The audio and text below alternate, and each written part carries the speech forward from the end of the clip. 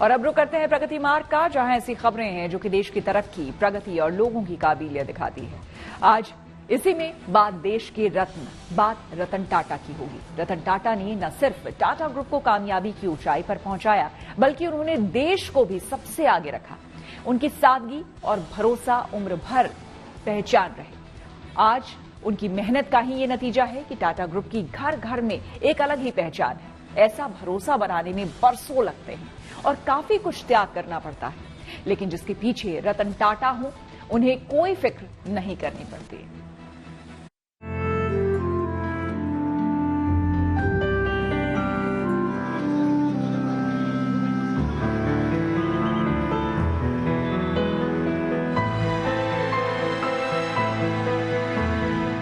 जीवन जियो तो ऐसा जैसे रतन टाटा ने जिया, सादगी से भरपूर, प्रेम और करुणा से लबालब। तभी तो उनके जाने पर पूरे देश में एक गहरी उदासी है, जैसे कोई उम्मीद की डोर छूट गई, जैसे कोई भरोसा टूट गया, जैसे कोई अपना चला गया। ये भीड़ देखिए, उनके अंतिम दर्शन की तस्वीरें हैं। जब रतन टाटा को राजकीय सम्मान के साथ अंतिम विदाई दी गई तो मानो पूरी मुंबई थम गई।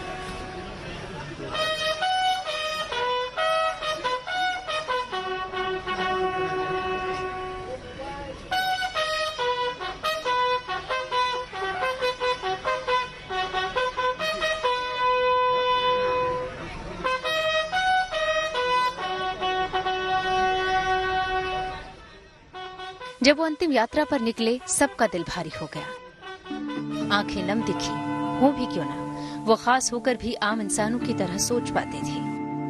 वो पुरानी पीढ़ी के होकर भी नई पीढ़ी के साथ कदम से कदम मिलाकर चल सकते थे। रतन टाटा ऐसी शख्सियत थे कि जो उनसे एक बार मिल लिया, वो उनका मुरीद बन गया। उनके निधन की खबर मिलने पर प्रधानमंत्री विदेश में थे, लेकिन जैसे ही खबर मिली तो उन्होंने गहरा शोक जताया। पीएम मोदी ने सोशल मीडिया पर लिखा, श्री रतन टाटा जी एक दूरदर्शी बिजनेस लीडर, एक दयालु आत्मा और एक असाधारण इंसान थे। उन्होंने अपनी विनम्रता, दयालुता और हमारे समाज को बेहतर बनाने के लिए एक अटूट प्रतिबद्धता के कारण कई लोगों के बीच अपनी जगह बनाई। उनका सबसे अनोखा पहलू था बड़े सपने देखना और दूसरों को कुछ देने का उनका जुनून। वे शिक्षा, स्वास्थ्य सेवा, स्वच्छता, पशु कल्याण जैसे मुद्दों को आगे बढ़ाने में सबसे आगे थे। रतन टाटा के दुनिया छोड़कर जाने से कारोबार जगत में भी उदासी है, क्योंकि उनके न होने से एक ऐसा स्थान रिक्त हो गया जिसे कभी भरा नहीं जा सकता। उनका जीवन ऐसा था कि वहाँ से बहुत कुछ है जो हम सीख सकते हैं। मेरा ये प्रिविलेज था कि मैं उनके साथ काफ़ी मेरी करीबता रही कई सालों तक, और बहुत कुछ सीखने मिला मुझे उनसे, और आदर्श पुरुष थे कई तरह से। तो हमको उनकी जो जिंदगी है सेलिब्रेट करना चाहिए। He was a visionary, इतने साल तक इतना डिसिप्लिन, इतना हार्ड वर्क, और क्या, I mean, it's amazing, and truly I think the nation has lost a gem today. Hopefully all of us can work hard and take his legacy forward. Ratan Tata भले ही सबसे न मिले हों, लेकिन दिलों में सबके रहे। क्या आम, क्या खास, जिसने भी उन्हें जाना वो उनका फैन हो गया। क्या नेता, क्या अभिनेता, सब उनके निधन पर दुखी नजर आए। उन्होंने टाटा समूह का नेतृत्व ऐसे समय में संभाला जब टाटा समूह को अनेक प्रकार के परिवर्तन करना जरूरी था, और धैर्यपूर्वक बारीकी से अध्ययन कर टाटा समूह के सारे उद्योगों को और काम करने की पद्धति को, दोनों को उन्होंने परिवर्तित किया। और पहले की तरह आज भी टाटा समूह भारत के उद्योग जगत में एक ध्रुव तारा बनकर है। उसमें रतन टाटा जी का बहुत बड़ा योगदान है। कारोबार करते समय असूलों के साथ कोई समझौता नहीं, और अपने लाभ का समाज के कल्याण के लिए जिस तरीके से उन्होंने लाभ का पैसा लगाया है, और लोगों का, आम लोगों का कल्याण कैसे हो, उस दिशा में एक उदाहरण पेश किया। ऐसे उद्योगपति को भी हम लोग याद करते हैं, रतन टाटा जी को। जिसने भी सुना गमगीन हो गया। जाना तय था लेकिन अखर गया।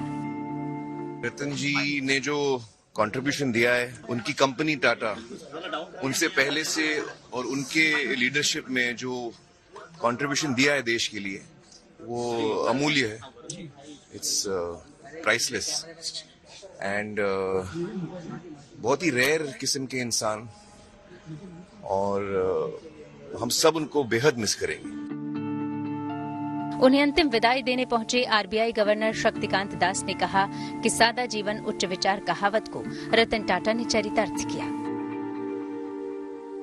मेरे लाइफ में काफी बार तो नहीं कह सकते हैं, बट कई सारे बार उनके साथ इंटरेक्शन करने के लिए मौका मिला है, और हमेशा मेरे को यही लगा कि हमेशा वो कुछ नई चीज बात करते थे, और उनका जो भारत के लिए, भारत का अर्थव्यवस्था के लिए और भारत का जो इंडस्ट्री और इकोनॉमिक ग्रोथ है, उसके लिए उनका विजन जो था वो एक बहुत बड़ा और एक अद्भुत विजन था।